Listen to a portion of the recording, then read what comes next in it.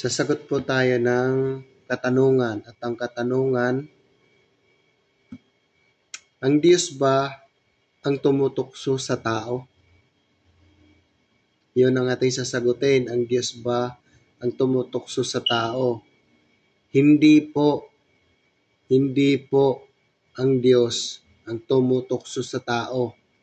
Sabi ni Apostol Santiago ganito, sabi niya, huwag sabihin ni numan na ako'y tinutukso ng Diyos. Bakit? Bakit nasabi ni Apostol Santiago yon? Kasi ang Diyos hindi nanunukso at hindi natutukso.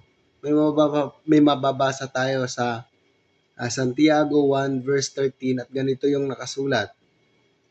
Huwag sabihin ng sino man,